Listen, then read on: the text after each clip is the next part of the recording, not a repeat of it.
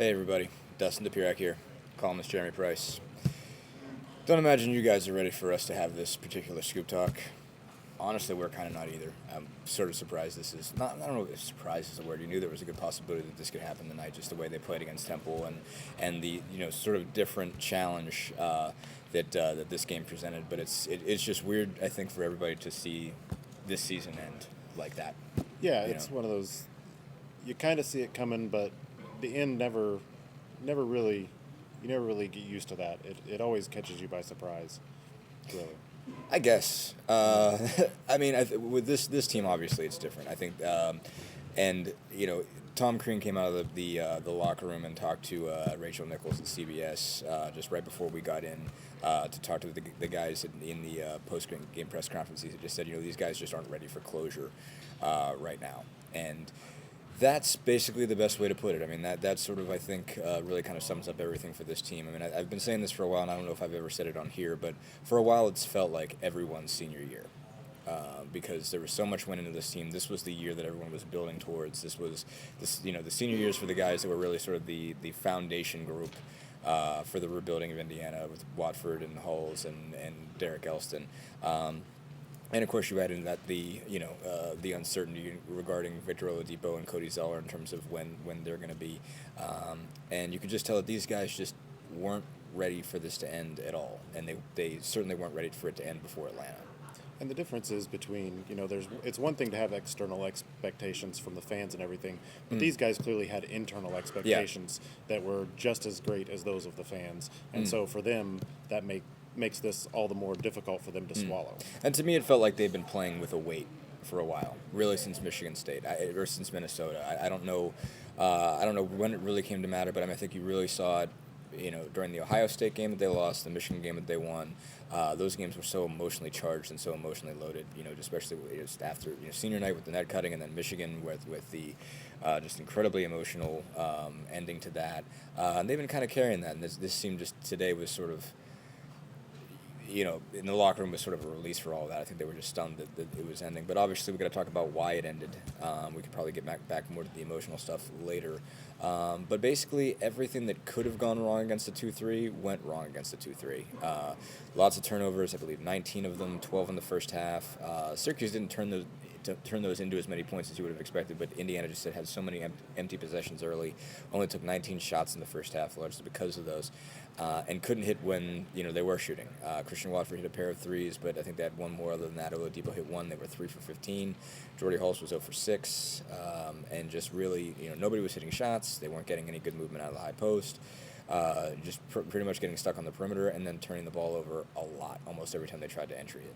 Yeah, I thought they actually started out okay against the zone when they weren't turning it over. They got to the free throw line early.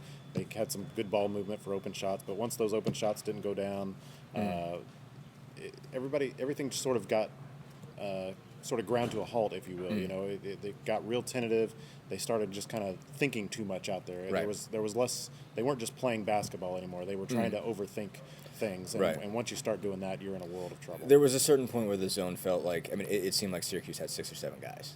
It seemed like there was so little space to move and operate. Now, part of that is because they've just got that much length. Between 6'6", 6'4", 6'8", 6'9", 6'8", whatever it is, they just take up so much space on the floor just with arms. But in the same sense, it seemed like it felt bigger than life to Indiana at a certain point in time, that literally there was just a wall inside, and they just couldn't do anything about it. Yeah, and it kind of gets to that point where you're almost looking over your shoulder every time you're thinking about taking a shot. Yeah, and you and combine. they did. Yeah, every time they pulled up, and there were so many pump fakes and ball fakes, and it just seemed like nobody really wanted to take a shot. Yeah, you combine that and with some of the hesitancy that we've actually seen in recent weeks of different guys to take shots, whether it's a lack of confidence or whatever, they're trying to be patient or whatever, Right. It's just not a good combination. It's No. not a recipe for success if you don't make good decisions and you don't make quick decisions and you don't play with confidence, Right. it's probably not going to end well. Yeah, I mean, at no point, it's not even just that you would say that they never got Syracuse on its heels. I mean, they really never at any point in time had, it made Syracuse afraid on defense at all. I mean, there were times when Syracuse looked bad on offense, and I thought Indiana defended well for the most part. There was a couple occasions, obviously, Michael Carter-Williams carves him up for 24. Brandon Trish had a pretty good night, too. But there was, Syracuse turned the ball over a ton. How many times? I mean, there was a lot. There was a stretch where it was just turnover after turnover after turnover on both sides. It was just like, is anybody going to score here? I can't remember, where's this thing? Syracuse had 14, so 35 between the two of them was a good bit, or 33. Not good at math right now. But, just defensively, Syracuse always felt like it was in control. Part of it was Indiana didn't get a lot of calls. I mean, I don't, usually ever say that because I'm not a, rip on officiating guy. But it was physical in there, I thought. It looked physical from where I was sitting, but you I could was tell closer. better than I was closer. I could 6 see a little bit of stories further contact. away than you. And I don't think it would have made a difference because Indiana was just that bad against it. But it didn't help that they weren't getting calls. Cody Zeller there were occasions where he really got pushed around. I mean, he's had a bad stretch.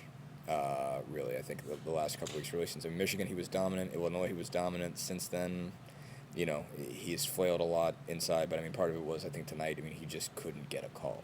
And the thing is that on this night, it wasn't just Cody that wasn't finishing at the basket. Will struggled at the basket. Yeah. Victor, Victor. Christian, whoever, pretty much anybody that took it in the paint. And that's what Syracuse does. That's what the paint. Yeah, that's why you have a 2-3 in the first place. That's why you zone. And that's it's not something that we've not seen before from this team. I mean, struggling to finish at the basket is just one of the bugaboos. And recently, we saw really a lot of those bugaboos come into play tonight, whether it was not hitting open shots, not finishing at the basket.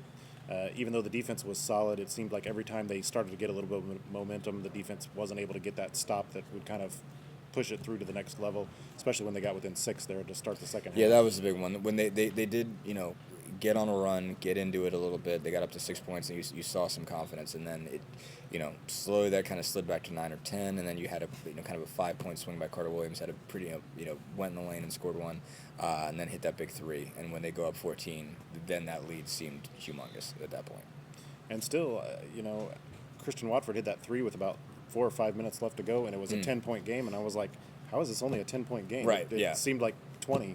Yeah, no, I mean, the way they were playing, I mean, really the fact that they weren't down worse after the first half was pretty amazing. I mean, they were 7 for 19 from the field with 12 turnovers. I mean, almost, you're getting close on double as many turnovers as field goals made. That's certainly not what you want. And they were still in it, on some level. They were down 12, but, you could see a possibility. You could see some level of light there, especially, I mean, you imagine every time that Syracuse has a lead, they think back to Louisville.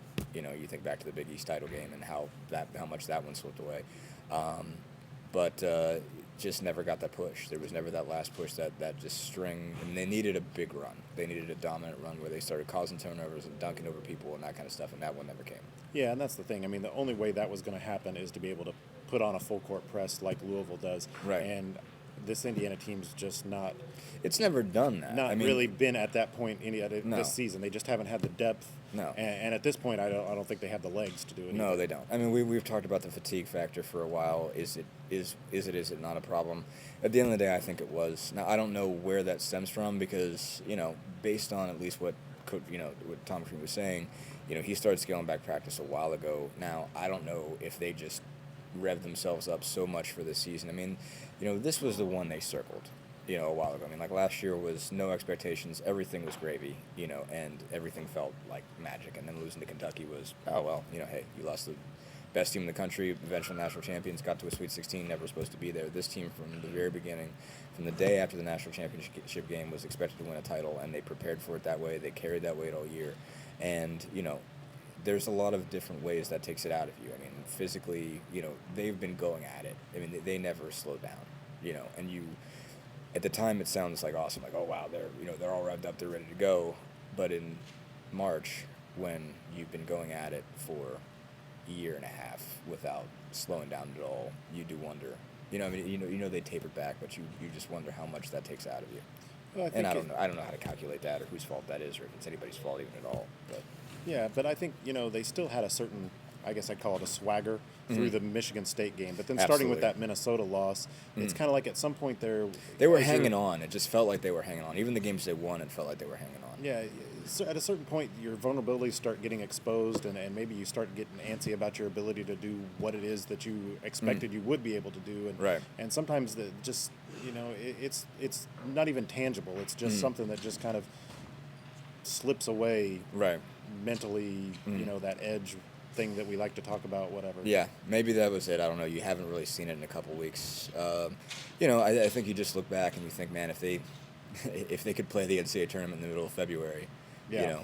Indiana's probably cutting down nets. But the last month or so, they just haven't looked like that team. You haven't seen the team from Michigan State January 20th to Michigan State February 19th. That's sort of, with the exception of that Illinois game that was kind of this strange, goofy accident, they were dominant, and you haven't seen dominance in a while. But crazy. I mean, this is weird. I think just even in terms of covering it, because next year is going to be so much different. Because this year, you saw these guys grow up and saw what they came from and saw what they had to deal with and saw what they grew up. Everything they did to have to rebuild this program. Especially if Oladipo and Zeller leave, and they both say they haven't even thought about it. Not that you're surprised to hear that. Of course they said that. But if all those guys are gone, there's not a lot of people that have been through the bad times, and next year's team's almost going to feel like mercenaries. Not that that's not really a fair thing because they're still college kids, but there's going to be a level of transience to it that this group never had, and that's going to be weird from this point forward. And I think it's a little interesting, too, because people identify this as this is what a Tom Crean Indiana team looks like, but this isn't really what a Tom Crean Indiana team is going to look like down Probably the road, not. I don't think. Probably not.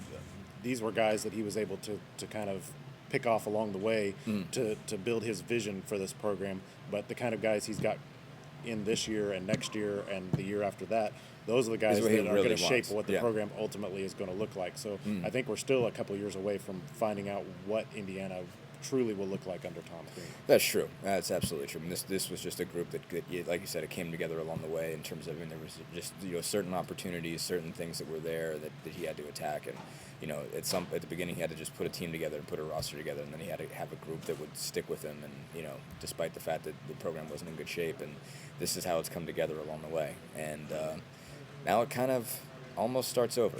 It's going to be a totally different world after this. So. A reboot. Interesting stuff, but obviously tough for those guys tonight, tough for Indiana fans in general.